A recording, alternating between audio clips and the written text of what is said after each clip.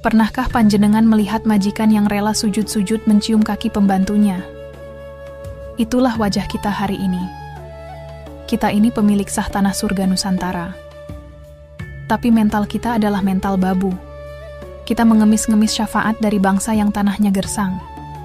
Kita merasa kerdil di depan mereka yang datang hanya membawa cerita.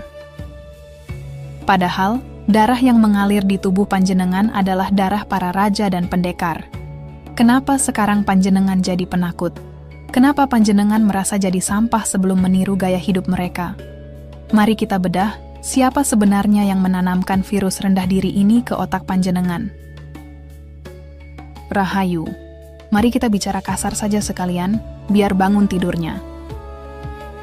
Panjenengan sadar tidak? Selama ini kita sedang dijajah melalui rasa kagum. Penjajah zaman dulu datang pakai bedil, kita lawan. Tapi penjajah sekarang datang pakai jubah dan dongeng, kita malah sujud. Inilah sihir yang paling mematikan. Mereka bilang, bangsa mereka adalah bangsa pilihan Tuhan. Dan anehnya, panjenengan mengamini. Dengan kata lain, panjenengan sudah sepakat kalau bangsa Nusantara ini adalah bangsa kelas 2. Bangsa sisa-sisa. Bangsa yang kalau mau selamat, harus mendaftar, jadi pengikut budaya mereka. Coba pakai nalar paling jujur. Kalau memang mereka lebih mulia, kenapa negerinya gontok-gontokan terus? Kenapa mereka haus akan pengakuan dari bangsa lain? Nusantara ini sudah khatam soal ketuhanan sebelum mereka mengenal tulisan. Nenek moyang panjenengan sudah mempraktekkan kasih sayang saat mereka masih sibuk saling bunuh karena perbedaan sepele. Tapi kenapa sekarang narasi itu dibalik? Kenapa kita yang disuruh belajar beradab pada mereka? Ini bukan soal agama. Ini soal kedaulatan rasa. Panjenengan dibuat percaya bahwa bahasa Jawa, Sunda, atau Bali itu tidak punya power untuk nembus ke langit. Panjenengan dipaksa pakai bahasa yang tidak panjenengan pahami rasanya, hanya agar panjenengan merasa jauh dari Tuhan. Saat panjenengan merasa jauh, disitulah calo-calo suci ini masuk menawarkan jasanya. Inilah bisnis penjajahan yang paling laris manis. Membuat panjenengan merasa kotor, agar panjenengan terus-terusan membeli sabun dari mereka. Membuat panjenengan merasa bodoh, agar panjenengan terus-terusan butuh bimbingan mereka.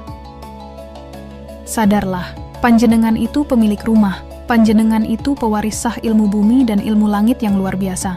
Tapi kenapa sekarang panjenengan justru sibuk memoles sepatu tamu yang sedang menginap di rumah panjenengan?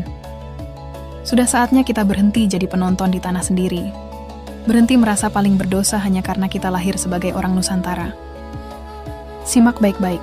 Di bagian kedua nanti, saya akan tunjukkan bukti fisik. Bagaimana kecerdasan leluhur panjenengan sengaja dikubur, agar panjenengan tidak pernah berani berdiri tegak lagi. Setelah mental panjenengan dibuat kerdil, langkah selanjutnya adalah membuat panjenengan percaya bahwa nenek moyang kita itu hanya menang di urusan mistis. Ini taktik licik. Mengapa? Biar panjenengan tidak pernah belajar teknologi asli Nusantara. Coba panjenengan lihat bangunan-bangunan megah di tanah ini. Candi-candi itu bukan dibangun pakai jin. Itu penghinaan kalau panjenengan bilang begitu. Itu dibangun pakai ilmu matematika tingkat tinggi. Pakai ilmu astronomi yang sangat presisi. Pakai teknik pemotongan batu yang bahkan mesin modern pun masih geleng-geleng kepala. Tapi apa yang dibilang sejarah ke telinga panjenengan? Mereka bilang itu keajaiban. Mereka bilang itu urusan dunia gaib. Tujuannya apa? Agar panjenengan berhenti bertanya tentang rumusnya. Agar panjenengan tidak bangga pada otak cerdas leluhur sendiri. Akhirnya, panjenengan jadi malas berpikir dan lebih memilih menunggu mukjizat datang dari langit. Lihat juga soal kesehatan. Leluhur kita sudah kenal ribuan tanaman obat. Mereka tahu rahasia alam untuk menyembuhkan raga. Tapi pelan-pelan, ilmu itu dilabeli klinik, dibilang musyrik. Ujung-ujungnya, panjenengan disuruh beli obat kimia buatan mereka. Panjenengan disuruh percaya pada sistem kesehatan yang membuat panjenengan jadi pelanggan tetap rumah sakit.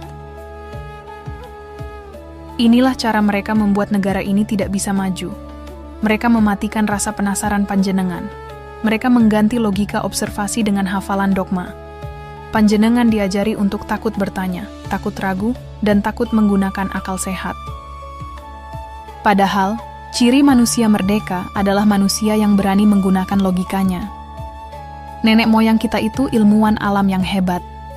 Mereka tidak pernah memisahkan antara ilmu pengetahuan dan spiritualitas. Bagi mereka, mengenal alam adalah cara paling nyata untuk mengenal Tuhan. Kenapa sekarang kita dipaksa untuk memusuhi ilmu pengetahuan hanya karena dianggap barat? Dan dipaksa memusuhi budaya sendiri hanya karena dianggap kuno? Mereka ingin panjenengan tetap bodoh. Karena orang bodoh itu paling mudah dikendalikan. Orang bodoh itu konsumen yang paling setia. Panjenengan dibuat tidak percaya diri untuk menciptakan sesuatu. Akhirnya, bangsa ini hanya jadi bangsa tukang beli, tukang pakai, dan tukang bayar utang. Sadarlah, panjenengan punya warisan kecerdasan yang luar biasa. Berhentilah menganggap diri panjenengan itu terbelakang. Yang terbelakang itu adalah mental kita yang masih terjajah. Simak terus. Di bagian ketiga nanti, saya akan bongkar rahasia di balik bahasa. Mengapa mereka sangat takut kalau panjenengan mulai berdoa dan bicara pakai bahasa rasa Nusantara? Sekarang, mari kita bicara soal cara kita menyapa Tuhan. Panjenengan pasti sering dengar kalau doa itu lebih afdol pakai bahasa dari negeri jauh. Katanya bahasa itu lebih suci, lebih didengar oleh langit. Coba panjenengan renungkan pakai hati yang paling dalam. Apakah mungkin Tuhan yang menciptakan lidah manusia hanya mengerti satu bahasa saja? Apakah Tuhan butuh penerjemah untuk mengerti isi hati panjenengan? Inilah taktik penjajahan yang paling halus. Mereka ingin memutus sambungan langsung antara panjenengan dengan Sang Pencipta. Caranya, dengan membuat panjenengan merasa tidak layak bicara pada Tuhan pakai bahasa sendiri. Saat panjenengan berdoa pakai bahasa yang tidak panjenengan pahami, disitulah rasa itu hilang. Panjenengan hanya komat kamit menghafal bunyi. Panjenengan jadi seperti kaset rusak yang memutar rekaman tanpa tahu artinya. Akhirnya, spiritualitas panjenengan kering. Tidak ada getaran, tidak ada tangisan jiwa. Yang ada hanyalah formalitas. Mereka ingin panjenengan merasa butuh perantara. Panjenengan dibuat merasa bodoh agar panjenengan harus selalu bertanya pada mereka, apa arti doa ini? Bagaimana cara bicara pada Tuhan? Padahal, nenek moyang kita mengajarkan konsep manunggaling kawula Gusti, bahwa Tuhan itu lebih dekat dari urat leher panjenengan sendiri. Tuhan itu ada di dalam rasa, dan rasa itu paling jujur diungkapkan lewat bahasa ibu. Bahasa yang panjenengan pakai saat menangis, saat tertawa, dan saat memohon pertolongan. Kenapa mereka takut kalau panjenengan mulai memakai bahasa Nusantara untuk berdoa? Karena saat panjenengan memakai bahasa sendiri, logika panjenengan jalan. Panjenengan jadi sadar apa yang panjenengan minta. Panjenengan jadi punya harga diri bahwa Tuhan itu milik semua bangsa, bukan milik satu bangsa pilihan saja. Penjajahan bahasa ini membuat kita kehilangan karakter. Kita jadi bangsa yang pandai meniru suara, tapi lupa cara bersuara dari jiwa. Kita jadi bangsa yang suka memaki sesama saudara hanya karena perbedaan istilah, padahal tujuannya sama. Ingat, bahasa adalah pembentuk pola pikir. Kalau bahasa panjenengan sudah dijajah, maka cara berpikir panjenengan pun akan ikut terjajah. Panjenengan akan selalu merasa kurang kalau belum memakai istilah asing. Panjenengan akan merasa kurang alim kalau belum berbusana ala orang gurun. Sadarlah, Gusti Kang Moho Kuwoso tidak butuh kemasan. Beliau melihat isinya, dan isi itu adalah rasa. Jangan mau dijauhkan dari Tuhan oleh aturan-aturan buatan manusia yang tujuannya hanya untuk kekuasaan. Di bagian keempat nanti, saya akan bongkar soal ekonomi. Bagaimana narasi suci ini sebenarnya adalah mesin pengeruk uang yang membuat bangsa kita semakin melarat. Ayo kita buka mata lebih lebar lagi. Mari kita bicara soal uang. Jangan tabu bicara soal harta, karena tanpa ekonomi yang kuat, bangsa kita akan terus jadi bangsa peminta-minta.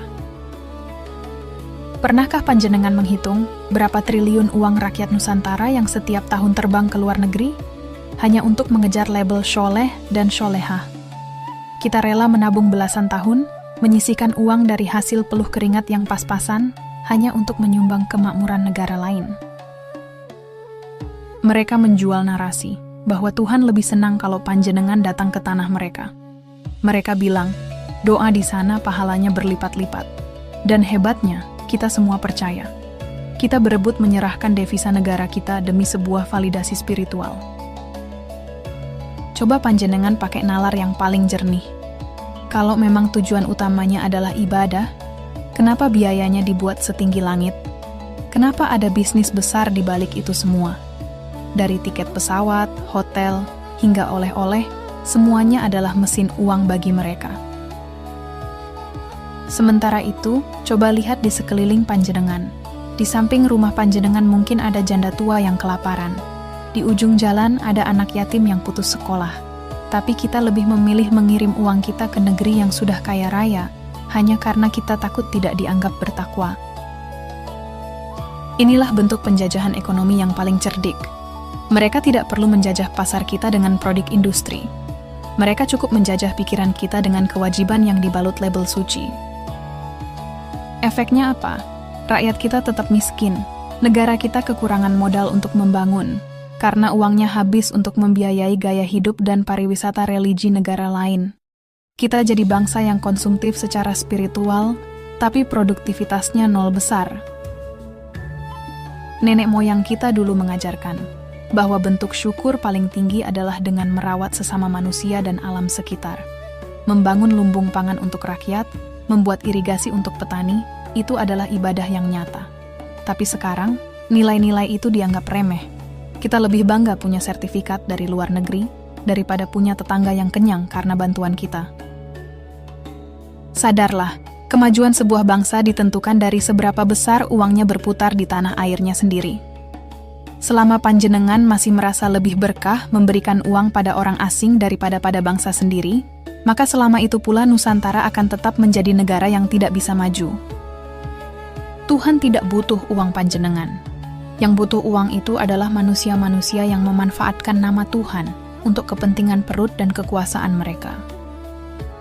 Tunggu dulu, masih ada lagi. Di bagian kelima nanti saya akan bongkar soal kemandulan intelektual. Bagaimana kita dibuat takut untuk menjadi pintar dan mandiri secara ilmu pengetahuan. Mari kita bicara soal isi kepala. Panjenengan pasti sering mendengar kalimat, jangan terlalu banyak bertanya, nanti malah jadi sesat. Atau kalimat, akal manusia itu terbatas, jangan dipakai untuk menalar urusan langit. Kalimat-kalimat itu terdengar seperti nasihat bijak, bukan? Tapi sebenarnya, itu adalah borgol untuk otak panjenengan. Itu adalah cara untuk membuat panjenengan menjadi zombie yang hanya bisa menurut tanpa punya daya kritis. Coba panjenengan pikir, Gusti Kang Maha Kuasa memberikan kita akal dan pikiran bukan untuk dipajang saja. Akal adalah alat yang diberikan supaya kita bisa membedakan mana yang benar dan mana yang hanya karangan manusia. Tapi di negeri ini, kita dididik untuk takut pada akal sendiri. Kita diajarkan untuk lebih percaya pada katanya daripada faktanya. Kita lebih takut pada ancaman neraka dari mulut manusia, daripada takut pada kenyataan bahwa bangsa kita sedang dibodohi habis-habisan. Efeknya apa? Kita jadi bangsa yang mandul intelektualnya. Kita tidak berani berinovasi karena takut dianggap menyimpang. Kita tidak berani meneliti rahasia alam Nusantara karena takut dianggap musyrik. Akhirnya, kita hanya jadi bangsa pemakai teknologi orang lain, sementara bahan bakunya diambil dari tanah kita sendiri. Lihatlah sejarah dunia. Bangsa yang maju adalah bangsa yang menghargai akal pikiran. Bangsa yang berani mempertanyakan segala sesuatu. Bangsa yang tidak mau ditelan mentah-mentah oleh dogma yang tidak masuk akal. Nenek moyang panjenengan adalah orang-orang yang sangat logis. Mereka mengamati bintang untuk menentukan masa tanam. Mereka mempelajari anatomi kayu untuk membuat kapal yang tangguh. Mereka tidak pernah bilang pokoknya. Mereka selalu punya alasan yang masuk akal di balik setiap tindakan. Kenapa sekarang kita jadi bangsa yang hobi berdebat soal simbol, tapi gagal menciptakan solusi untuk masalah perut? Kenapa kita lebih sibuk mengurusi cara berpakaian orang lain, tapi tidak pernah sibuk mengurusi bagaimana caranya air bersih bisa sampai ke desa-desa terpencil? Penjajah ingin panjenengan tetap bodoh, Karena orang bodoh itu paling gampang diprovokasi. Orang bodoh itu paling gampang diadu domba. Cukup lemparkan satu isu sensitif, maka panjenengan akan saling benci dengan saudara sendiri. Sementara mereka duduk manis sambil mengeruk kekayaan alam kita. Sudah saatnya kita berhenti menjadi bangsa bebek yang hanya ikut kemana saja digiring. Gunakan akal panjenengan. Tuhan tidak akan marah kalau panjenengan bertanya. Justru Tuhan memberikan akal agar panjenengan bisa menemukan kebenaran yang sejati, bukan kebenaran pesanan yang tujuannya untuk menjinakkan mental panjenengan. Jangan biarkan masa depan anak cucu panjenengan hancur hanya karena kita malas berpikir hari ini. Satu bagian lagi. Di bagian terakhir nanti, saya akan berikan kesimpulan yang paling tajam tentang bagaimana cara kita bangun dari tidur panjang ini dan menjadi tuan di tanah sendiri.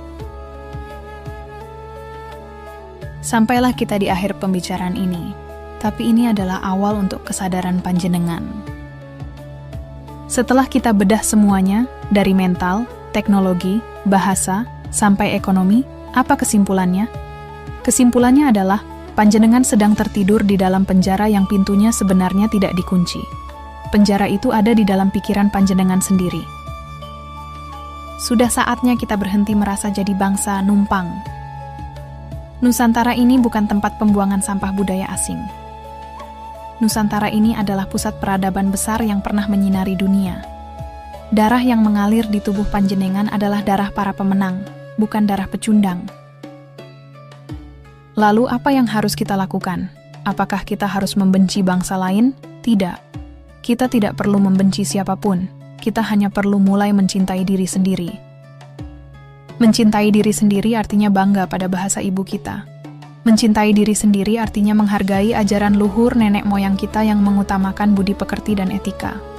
Mencintai diri sendiri artinya lebih memilih membantu tetangga sebelah rumah daripada mengirim uang ke negeri yang tidak pernah peduli pada nasib kita. Jadilah manusia yang eling lan waspodo. Eling siapa jati diri panjenengan yang sebenarnya. Waspada terhadap segala narasi yang membuat panjenengan merasa rendah, bodoh, dan berdosa hanya karena panjenengan lahir sebagai orang Indonesia. Tuhan tidak pernah salah menempatkan panjenengan lahir di tanah ini. Ini adalah mandat. Ini adalah tugas dari Gusti Kang Maha Kuasa agar panjenengan menjaga tanah surga ini. Jangan biarkan tanah ini dijarah, baik alamnya maupun jiwanya, oleh mereka yang datang hanya membawa kepentingan perut. Berhentilah menjadi babu spiritual. Berhentilah menjadi pengekor yang kehilangan akal sehat. Mulailah berdiri tegak. Gunakan logika, gunakan rasa, dan gunakan hati nurani. Bangsa yang besar adalah bangsa yang akarnya menancap kuat ke bumi pertiwi, tapi dahan dan daunnya menjulang tinggi merangkul kemajuan zaman. Kita bisa menjadi modern tanpa harus menjadi orang lain. Kita bisa menjadi religius tanpa harus membuang budaya asli kita. Mari kita kembali ke jati diri, kembali ke kemurnian rasa Nusantara. Karena hanya dengan cara itulah, kita bisa benar-benar merdeka. Bukan hanya merdeka secara negara, tapi merdeka secara jiwa dan pikiran. Terima kasih sudah menyimak sampai akhir. Semoga apa yang saya sampaikan ini bisa menjadi pemantik kecil bagi api kesadaran di dalam hati panjenengan. Jangan percaya kata-kata saya begitu saja. Silakan panjenengan renungkan sendiri. Pakai nalar panjenengan sendiri. Ingat, panjenengan adalah pemilik rumah ini. Jadilah tuan yang bijak, yang tegas, dan yang berdaulat. Karena kalau bukan kita yang menjaga Nusantara, lalu siapa lagi? Rahayu. Rahayu. Rahayu Sagung Dumadi.